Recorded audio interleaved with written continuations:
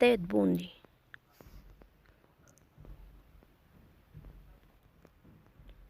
El 24 de noviembre de 1946 nacía en Vermont, Estados Unidos, uno de los asesinos en serie que más impacto tendría en la sociedad moderna americana, Ted Bundy. Su especialidad, sodomizar y asesinar brutalmente a universitarias. La infancia de Ted Bundy estuvo marcada por una gran mentira. Sus abuelos asumieron identidad de auténticos progenitores para ocultar una maternidad inmoral ante la sociedad. Una protección moral paradójica, considerando los actos que se desarrollaban en el interior del falso hogar. Su abuelo era un hombre violento, aficionado a la pornografía y al maltrato humano y animal, actitudes que no escondía ante los ojos de su hijo nieto. Unos años más tarde, de adulto, Ted Bundy supo sobreponerse a su infancia, aparentemente, y llegó a ocupar un lugar de prestigio en la sociedad. Cursó psicología y derecho, e incluso fue aspirante a gobernador del estado. También fue condecorado por la policía tras salvar a un niño de morir ahogado, y realizó varias actividades comunitarias, entre otras bondades. Cabe mencionar que el niño él mismo provocó su accidente, para así después hacerse parecer un héroe. Pese a sus logros y reconocimientos públicos, no se sentía integrado en la sociedad y acudió al sexo violento como vía de escape y posteriormente al asesinato y a la sodomía. Su fijación serían las estudiantes universitarias de clase media, con el pelo largo, negro y liso. Casualmente el mismo aspecto que el de la estudiante universitaria de la que se enamoró unos años atrás. El modus operandi era siempre el mismo. Actuaba en campus universitarios o cerca de supermercados, a plena luz del día. Seleccionaba una joven al azar y le solicitaba ayuda para entrar en su coche al estar impedido de un brazo enyesado supuestamente. Habiéndose acercado a la víctima, la golpeaba con una barra y la introducía en el coche para llevarla a algún lugar donde sodomizarla con retorcidas vejaciones fuera tarea fácil. Cumplido su cruento ritual, la asesinaba y realizaba prácticas necrofílicas con ella. Con esta táctica secuestró, violó y asesinó de forma violenta a un gran número de estudiantes de varias universidades de los estados de Oregón, Utah, Colorado y Florida, y a varias niñas entre 1974 hasta 1978. El número de asesinatos es impreciso, y aunque él confesó haber asesinado a 36 mujeres, solo se encontraron y constataron 14 cuerpos. El número real de víctimas es desconocido. Antes de empezar a asesinar, perpetró una serie de hurtos en casas y comercios. El 4 de enero de 1974 entró en el cuarto de la universitaria Johnny Lenz, de 18 años. La golpeó con una palanca metálica y la violó con una pata de la cama. Al día siguiente, la chica fue hallada malherida, pero sobrevivió, aunque con un daño cerebral permanente. Bundy tenía 27 años. 27 días después, atacó a la estudiante de psicología de la Universidad de Washington, Linda Ann, de 21 años. Bundy entró en su dormitorio, la dejó inconsciente con un golpe y la sacó de la escuela. Nadie notó la ausencia de la joven hasta el día siguiente. La policía no estableció ninguna conexión entre las dos agresiones y tampoco se hicieron mayores pruebas ni estudios de la escena del crimen. Los restos de Linda Ann fueron descubiertos un año después en una montaña cercana. Durante la primavera y verano de 1974, desaparecieron varias universitarias y madres jóvenes. Se calcula que fueron 8 víctimas a las que atacó de noche, hasta que comenzó a hacerlo de día. La policía había iniciado una investigación y contaba con descripciones acerca de un hombre que solicitaba ayuda a chicas que jamás volvían a ser vistas. El individuo tenía la particularidad de ir cargando con libros y llevar un brazo enyesado o en cabestrillo. También hubo testigos que observaron a un hombre que solía tener problemas para arrancar su Volkswagen, el cual había sido visto rondando el sitio donde desaparecieron dos de las mujeres asesinadas.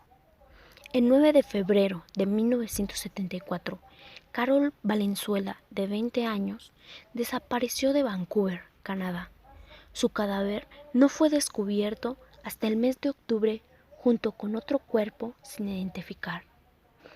El 11 de febrero de 1974 desapareció Nancy Wilcox, de 16 años. Su cuerpo nunca fue hallado. El 12 de marzo del mismo año, Donna Manson, de 19 años, fue vista por última vez mientras iba a un concierto de jazz en el campus de la universidad en la que estudiaba. El 17 de abril del mismo año, Susan Rancourt, de 18 años, caminaba por los jardines del Central Washington State cuando desapareció. Un mes más tarde desapareció Roberta Parks, de 20 años, quien había quedado con unas amigas para tomar café. Nunca llegó. Parks se encontró con un hombre aparentemente lesionado que le pidió ayuda para subir unas cosas a su auto. Jamás fue vista de nuevo. El 1 de junio de 1974, Brenda Ball, de 22 años, salió de la taberna Flam en Burien, Washington, después de comentar a sus amigos que iba a buscar a alguien que la llevara a Sun City, California. La última vez que la vieron, estaba hablando con un hombre con el brazo en cabestrillo. 19 días más tarde, se descubrió que Ball nunca llegó a su destino. El 11 de julio de 1974, George Weinkind, de 18 años, perteneciente a la fraternidad Kappa Alpha, desapareció después de despedirse de su novio e ir a buscar unos libros para un examen de castellano. Su compañera de habitación y la encargada del dormitorio reportaron su desaparición a la mañana siguiente. El 14 de julio del mismo año, la universitaria James Ott dejó una nota a su compañera de habitación, avisándole que iba en bicicleta al parque del lago Sammamish. Ahí se le vio conversar con un hombre que tenía el brazo enyesado y le pedía ayuda para cargar libros en su auto. Días después volvió al mismo parque y secuestró a Denise Neslund, la cual pasaba el día con su novio y amigos.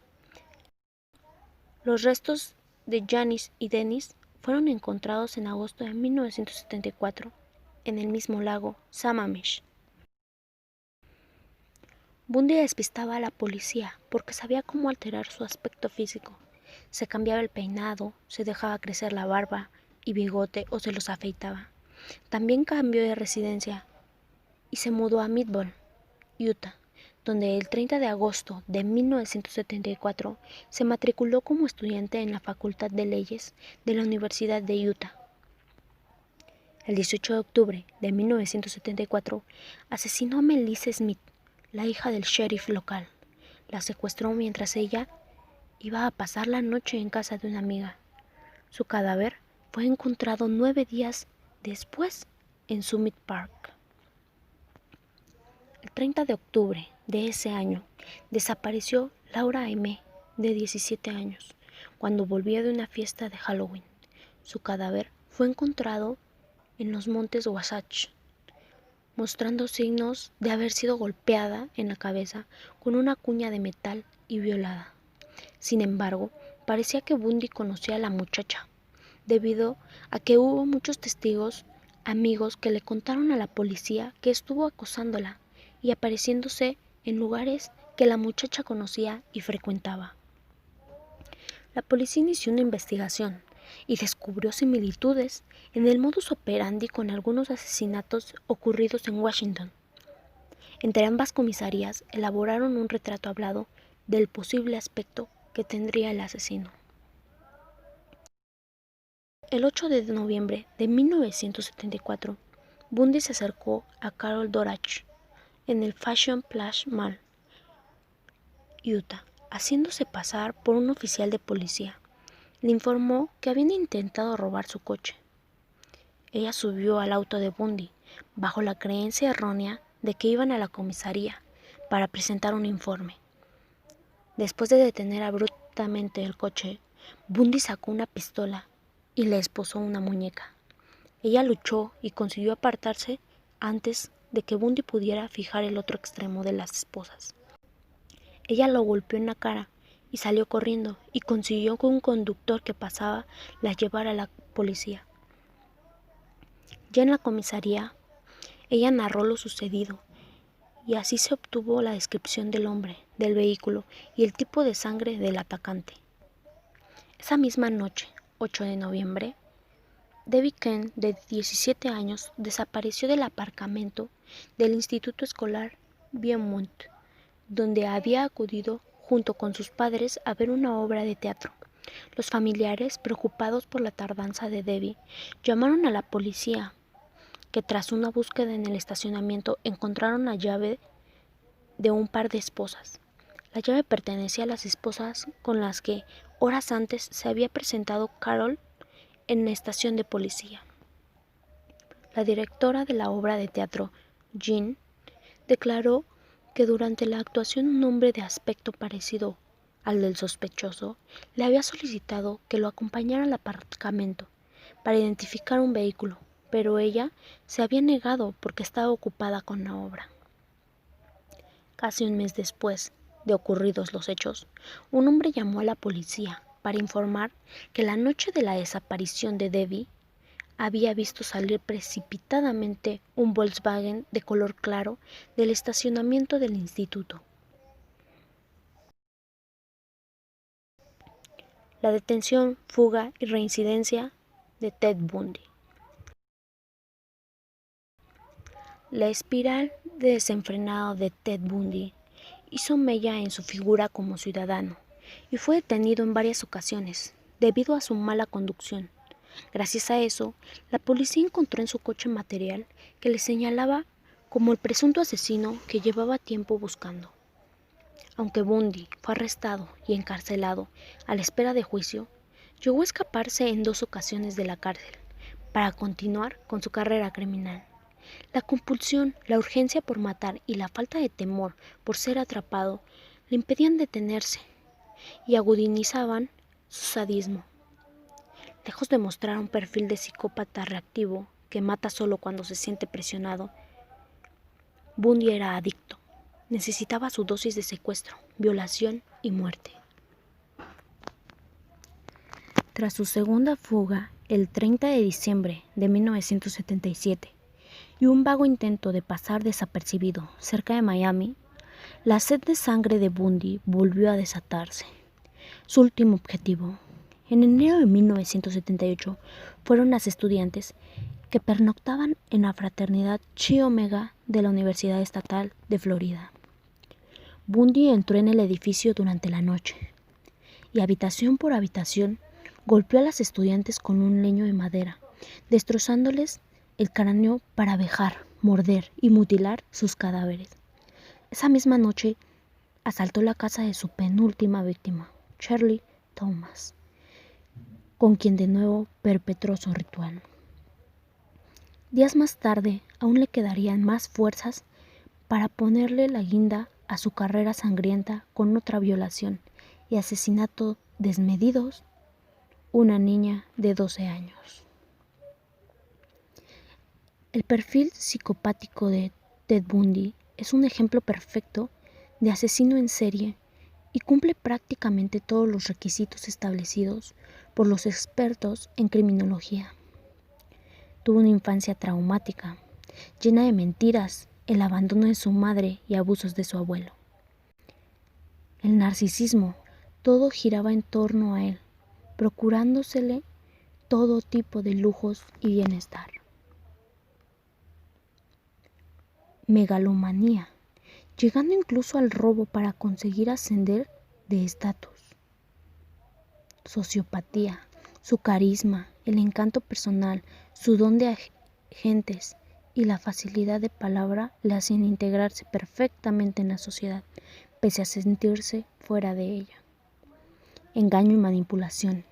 Traía a sus víctimas con engaño. Unas veces fingía estar desvalido y otras se disfrazaba de agente de la ley. Dominación sexual. Obtenía el placer sabiéndose dueño de la vida y la muerte, y sus crímenes tenían una alta carga de necrofilia. Falta de empatía y remordimientos. La reincidencia y el sufrimiento que causaba son una muestra de incapacidad de ponerse en el lugar del otro. Manía persecutoria. Su fijación por un determinado tipo de víctima marcó todos sus crímenes. Compulsión. Su deseo continuo de asesinar, aun después de haber sido detenido y encarcelado, deja una prueba evidente de su enfermedad mental. Necesidad de emociones fuertes. Buscaba continuamente situaciones cada vez más arriesgadas, sin tener en cuenta las evidencias que iba dejando por el camino y que más adelante le incriminarían. Juicios en serie. Ted Bundy sabía cómo manejarse ante la ley y utilizó toda su perspicacia y conocimiento legal para eludir y dilatar su condena. Llegó incluso a representarse a sí mismo en un proceso judicial que duró 5 años desde su acusación en 1975 y hasta la sentencia. Nada fue fácil con Bundy y su ejecución no sería diferente. Siguió proclamando su inocencia y metódicamente agotó sus apelaciones. Representándose a sí mismo, obtuvo numerosos retrasos a la ejecución. La primera, el 4 de marzo de 1986, incluyendo unos 15 minutos antes de la hora programada para morir, el 2 de julio de 1986, y otro el 18 de noviembre, a tan solo 7 horas de la ejecución. Este criminal usaba y abusaba de su encanto personal, y no dudó en utilizar esta capacidad en su lucha por retrasar su final. Resaltando tal rasgo, el criminólogo Robert estipula que Bundy se favoreció, pues la prensa interpretó mal aquel encanto personal. Al contrario de la imagen que de él brindaban los medios de difusión, este delincuente no era el Rodolfo Valentino de los asesinatos en serie, sino un hombre brutal, sádico y pervertido. Buscando aplazar el cumplimiento de su sentencia, le confesó al doctor Bob Kepler, jefe de investigaciones del Departamento de Justicia de Washington, D.C., con quien había colaborado tiempo atrás en la búsqueda de Gary Wingan, asesino en serie, conocido como The Green River Killer, algunos de los lugares en donde guardaba los restos de unas cuantas de sus víctimas. En su casa fueron descubiertas algunas de las cabezas de sus víctimas. La conducta de Bundy fue catalogada como perversión y convulsión necrofílica. El 17 de enero de 1989 obtuvo la fecha definitiva. Iba a ser ejecutado una semana después. Bundy no había terminado su lucha por evitar la muerte y trató de mantener sus confesiones como cebo para así obtener más tiempo. Él y sus abogados pidieron una prórroga de 3 años para que confesara los demás asesinatos. También trató de coaccionar a los familiares de sus víctimas para que solicitaran a la corte que le otorgaran más tiempo para poder confesar.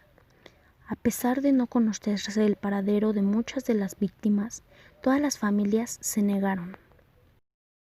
Hagmaier y Bundy, durante su última entrevista, el 23 de enero de 1989, mientras permaneció encerrado, trató de diferir al máximo la fecha de su ejecución y pretendió haber perpetrado más cantidad de asesinatos, inventando detalles y proporcionando datos incontextos para así ganar tiempo con las reconstrucciones y búsquedas. Llegó al colmo de proponer ayudar a las autoridades a detener a otros asesinos en serie, aprovechando que por aquel entonces hacía estragos el llamado Caso de los Crímenes del Río Verde, otra secuencia de muertes violentas que tuvo por objeto a prostitutas. Considerando esa actitud, aquellos que estudiaron la personalidad delictiva de este homicida destacaron que se trataba de un mentiroso compulsivo que tuvo la osadía, una vez cercana a la hora de su ejecución, de tratar de demorar el momento de la misma, intentando engatusar a la policía y al FBI, permitiendo la confesión de todos los crímenes que había cometido. Bundy celebró un maratón de entrevistas y confesiones durante sus últimos días, aunque nunca estuvo dispuesto a admitir, especialmente los asesinatos de algunas de las víctimas más jóvenes. En su último día llamó a su madre y rechazó su última comida. Fue electrocutado el 24 de enero de 1989 y declarado muerto a las 7:16. Tenía 42 años. Ted Bundy fue ejecutado 9 años más tarde, dejando tras de sí una lista de 28 víctimas y un pasado negro en la historia de América. No olvides que si te gustó este video, dale manita arriba y compártelo con tus amigos. Suscríbete y activa la campanita de notificaciones para no perderte ninguno de tus videos que estaré subiendo aquí cada semana. Hasta la próxima.